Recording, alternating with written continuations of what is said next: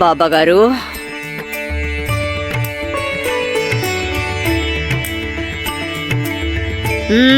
త్వరగా కానివ్వు.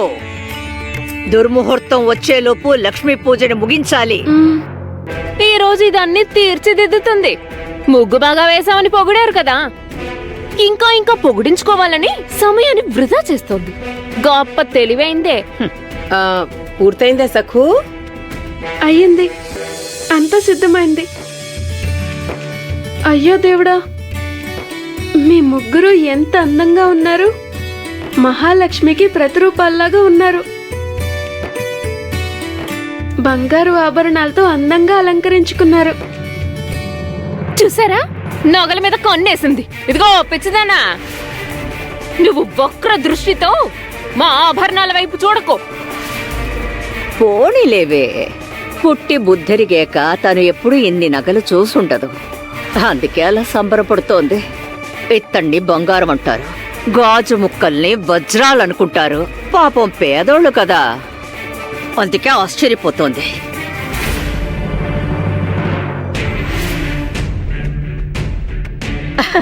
సరే సరే, తన్నెవరేమనకండి. ఎంతైనా మన ఇంటి కోడలు కదా తను. మన ఇంటి పద్ధతులకి మెల్లగా అలవాటు పడుతుంది. సరే సక్కు, నువ్వు త్వరగా కానివ్వు. దిగు ఎక్కడున్నాడు? అమ్మా, నేను ఇక్కడున్నాను, వచ్చేసాను. అయ్యో దేవుడా, నువ్వెప్పుడొచ్చావు? నేను గమనించలే లేదు. అమ్మా, మీ ముగ్గురు లక్ష్మీదేవికి ప్రతిరూపాల్లా ఉన్నారు.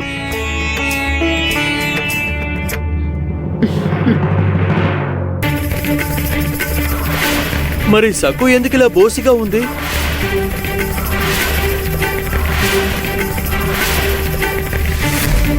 సక్కు ఈరోజు నగలు వేసుకుంటే బాగుంటుంది కదమ్మా. ఏమండి, పర్వాలేదండి. అరే దిగు, ఏం చెప్పమంటావు నీకు? అమ్మా, నగలు వేసుకోమని నువ్వు తనకి చెప్పమ్మా. నగలన్నీ నీ భోషణంలోనే ఉంటాయి కదా. గతంలో అలా జరిగిందని తను సంకోచిస్తోంది. అయినా తను ఆదేశిస్తే ఎవరు కాదంటారు? ఏమంటావు సకు? నిజంగానే నాకొద్దు. అయితే నాతో కలిసి పూజకి నువ్వు ఇలాగే కూర్చుంటావా? చెప్పమ్మా, నీకు పర్వాలేదా?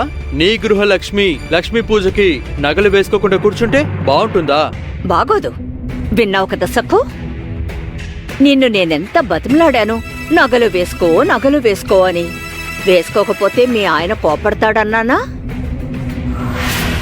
చూడు ఎంతగా కోపడ్డాడు. సక్కు, నగలు పెట్టడానికి భోషానం సరిపోవడం లేదు, అన్నీ ఉన్నాయి. కానీ ఇది బ్రతిమలాడినా వేసుకోవడం లేదు. నేను ఎన్నిసార్లు వేసుకోమని చెప్పినా వద్దత్తయ్య గారు అంటుంది. ఇప్పుడు నాతో రా, మీ ఆయన చెప్పాడు కదా, ముచ్చటగా 4 నగలేసుకో. పద సక్కు, పద. నీకు నచ్చిన నగలే ఇస్తాను. వేసుకుంటే లక్ష్మీదేవిలా కళకళ్ళాడతావు.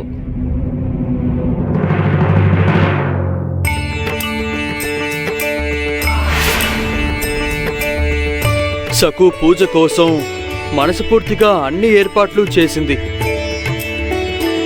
మనమెప్పుడు బియ్యంతో లక్ష్మీదేవిని చేయలేదు కదా.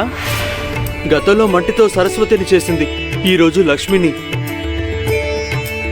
చిన్నపిల్లైనా సకు గుణవంతురాలు. ఏదో ఒక రోజు నువ్వు ఒప్పుకొని తీరుతావు. అవును, నిజమే.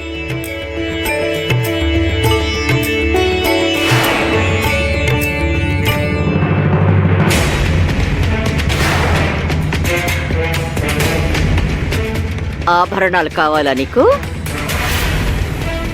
నీ భర్తని బల్లో వేసుకొని వాడి చేత నన్ను నగలు అడిగిస్తావా?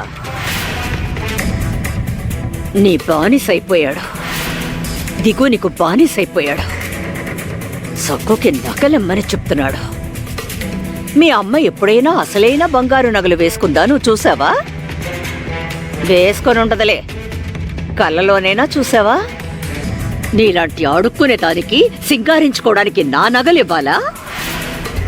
చిన్న బంగారపు గుండు కూడా ఇవ్వను నీకు. నేను దొరికిపోకూడదని పెరట్లో నుంచి నిన్ను ఇంట్లోకి తీసుకొచ్చాను.